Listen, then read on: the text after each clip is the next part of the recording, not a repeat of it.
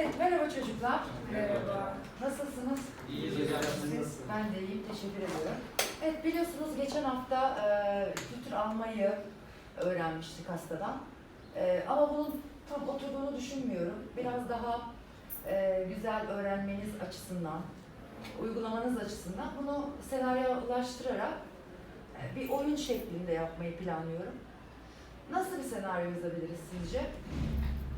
Evet. Bir hastamız olsun. Evet. Hem çekingen hem de pasif olsun. Evet, pasif, çekingen. Buna mesela korkmayı da ekleyebiliriz. Evet. Değil mi? Korkan bir hasta, bu işlemden korkan bir hasta olsun. Evet. Bir hasta yakını olsun.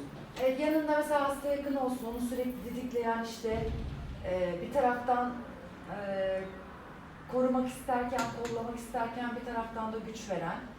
Evet. Kültür alacak bir hemşire olsun. Evet, hemşiremiz olsun. Kültüre laboratuvarda bakacak bir laborant olsun. Laborant olsun. Evet. Önce hastamız çocuk olsun. Onlar bu konularda daha tedirgin olup korktukları Evet. için. Doğru. Yakınları da anne baba olmalı. Evet, yakınlarda anne baba. O zaman şöyle bir plan yapalım. Hemen kim mesela çocuk olmak ister? Çocuk olmak Ben kim olurum. ister? Evet, Burak olsun, onu yazalım. Ebeveynler kim olsun? Anne baba. Evet, Mert'le Ebru'yu anne baba yazalım. Doktorumuz olsun değil mi? Evet, Olur mu? tamam. Doktorumuz da Hamza olsun. Evet, bir hemşire ve laboranta ihtiyacımız Ben- var. O zaman siz kalıyorsunuz. Laborant olabilirim. Evet, Esma'yı yazdık. Hemşire olarak da Meleği yazdık. Evet. Peki ne gibi malzeme ihtiyacımız var? Bunları hazırlayalım önceden. Ondan sonra da senaryomuzu uygulamaya geçeceğiz. Malzemeler neler olabilir? Çok da aslında ihtiyacımız yok. Ekim tarlası. Evet, yani besi yeri. Evet. Eküryon. Evet, ekivyon. Evet, başka? Çubuk. Evet. Öze yani. Öze. Evet, öze. Tamam, evet. Petri kutusu. Tamam, besi yeri ve petri kutusu onu aynı şekilde düşünebiliriz. Başka? Bunlar laboratuvarda kullanacağımız malzemeler. Bir de mesela siz bu rollere girmek için giyinmek ister misiniz kıyafetleri? Olur. Üniforma. Yani hani evet biraz daha işte mesela sizlere forma giydirebiliriz. Sen hemşire olacağın için bir hemşire forması giyebilirsin. Anne babalarda çok sıkıntı yok. Biraz baba görünümü sağlayabiliriz sana da Mert. Çocuk için de zaten çok bir şey Evet. gerek yok. Orada artık her şey sana düşecek. Evet. Yani burada ne yapacağız? Hem ikna yeteneğimizi, iletişim kabiliyetlerimizi kullanacağız. Hem de öğrendiklerimizi uygulamayı öğreneceğiz. Tamam mı? Ve bu biraz daha bununla birlikte pekişmiş olacak. Evet çocuklar, şimdi o zaman bundan sonra malzemeleri hazırlayıp senaryomuzu uygulamaya geldi sıra. Şimdi burada o zaman ayrılalım. Ne zaman buluşalım? O zaman herkes hazırlığını yapsın. Yarın bu çekimi yapalım. Tamam, evet anlaştık o zaman. Hepinize çok teşekkür ediyorum. İyi günler diliyorum. Günaydın Damla Hanım. Günaydın Hamza Bey. Bugün kaç tane hastamız var? Bugün Burak Bey ile birlikte 12 hastamız var. O bayağı da çokmuş. O zaman hadi İstersen başlayalım. başlayalım, evet. Başlayalım. Hamza Bey sizi bekliyor. Ben istemiyorum. Ya korkulacak bir şey yok. Korkmana hiç gerek yok. Hiçbir şey olmayacak. Ben istemiyorum.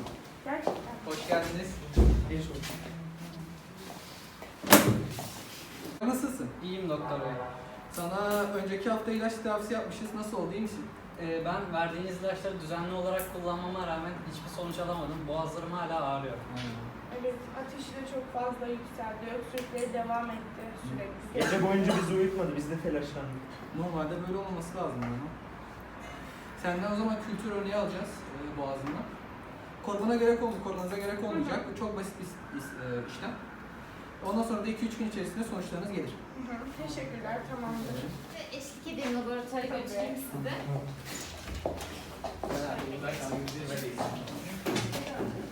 Ya baba ben korkuyorum, istemiyorum. Oğlum daha kültürün ne olduğunu bilmiyorsun. Korkma. Ama çok korkuyorum. Korkmana gerek yok Hocam, anneciğim. Gel. Hoş geldiniz. Hoş bulduk. Kültür alınacaktı çocuklar. Merhaba, ben Merhaba. hemşireyim. Sen adın ne? Burak, Tamam, senden kültür alacaksın. ben istemiyorum. Neden? Korkuyorum. Birazcık korkuyor. Kültürün de tam olarak ne olduğunu İstemiyorum bilmiyor falan. aslında. Bir şey yok korkma. Ama korkulacak hiçbir şey yok. Sadece küçük bir pamukla tükürük örneği alacağım. Bu kadar. İstemiyorum. Korkuyorum ben. Tamam, açalım. Kızım tamam.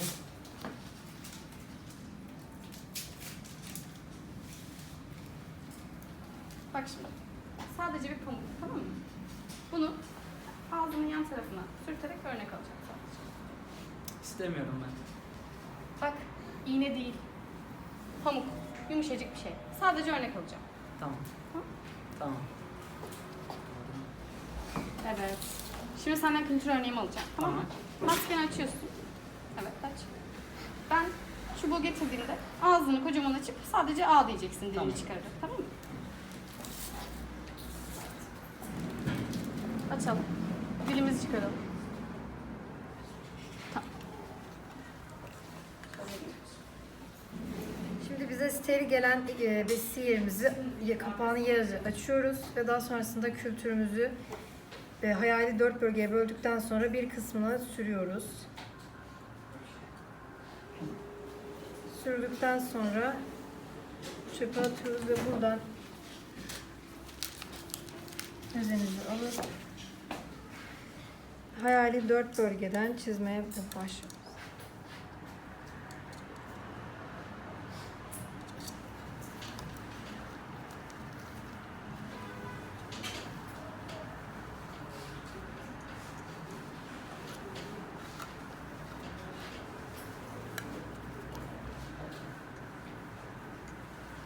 Ve son bölgemize yoğunlaşarak artık daha az bir çizgi çizerek kapatıyoruz kapağını.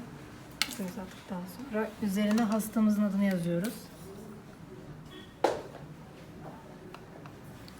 Ve etüde beklettikten sonra sonuçlarına laboratuvarda bakacağız.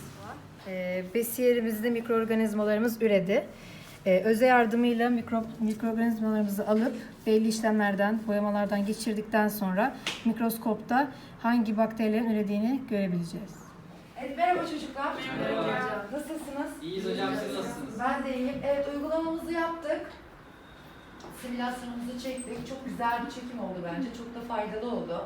Ben çok beğendim. Sizler ne düşünüyorsunuz? Sizlerin de güzeldi. görüşlerinizi almak istiyorum. Evet. Çok güzeldi ve yaratıcıydı. Evet. Bence de öyle. Şimdi tek tek mesela konuştuğumuz zaman ilk önce kimden başlayalım? Mesela hastamızdan başlayalım önce. Çocuk hastamız. Evet. Sen Evet. neler hissettin Burak? Hasta çocuk olmak güzeldi. Evet. İlk başta çok korktum Hı hı. kültür alırken. Evet. Ama hemşirenin kibar ve iyi tavrı Evet, beni güzel ikna iletişim etti ve kurdu örnek, seninle. evet, Evet. örnek vermesi beni ikna etti. Evet, en son mesela sana bir nasıl olacağını, alacağı örneği, çubuğu falan gösterince, onun iğne olmadığını gösterince değil mi? Biraz daha Evet. ikna oldun.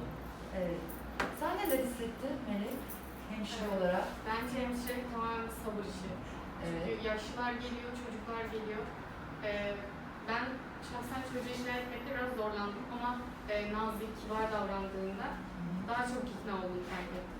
Evet. O yüzden güzel yani hemşire olmak. En etkili noktası bence hani örnek gösterdiğin Elinde ya. Evet. yumuşak bir şekilde gösterdiği zaman daha çabuk ikna Evet, oluyor. o çok çabuk etkili. Evet, Çünkü zararsız iğne olduğunu yapmak, o gördü. kültürün ne olduğunu çünkü çocuk bilmiyor.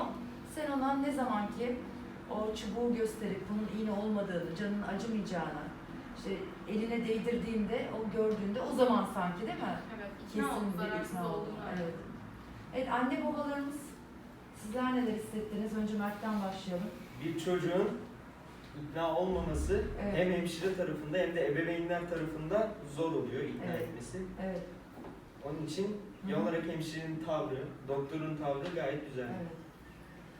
Evet, annemiz. Yani çocuklar annene biraz daha düşkün olduğu için sürekli şikayette bulundukları için hemşire bana çok yardımcı oldu açıkçası. Ben de zorlandım orada ikna etme konusunda. Çünkü ne olduğunu bilmiyor. Ben de tam olarak bilmiyordum. Bu şekilde biz de öğrenmiş olduk. Yani sağlık çalışanlara yardımcı olduğu için bence güzel oldu. İkna etmesi kolay oldu çünkü ben edemezdim. İyi bir iletişim Evet, çok önemli. iyi bir Onu da iletişim buradan önemli. anlıyoruz. Evet. Evet Hamza. Senin rolün biraz kısaydı ama yine de önemli bir rolün vardı.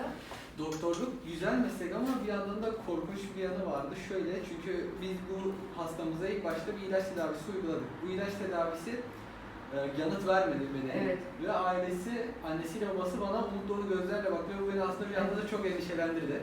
Evet. Onun için de bir tekrardan bir tedaviye başladık ama ailesi korkuyordu artık. Bana eskisi gibi güveni kalmamıştı ve bundan dolayı soğukkanlılığımı korumam gerekiyordu. Bu da benim için biraz terleticiydi. Evet, evet. Ama yine de çok güzel başardın.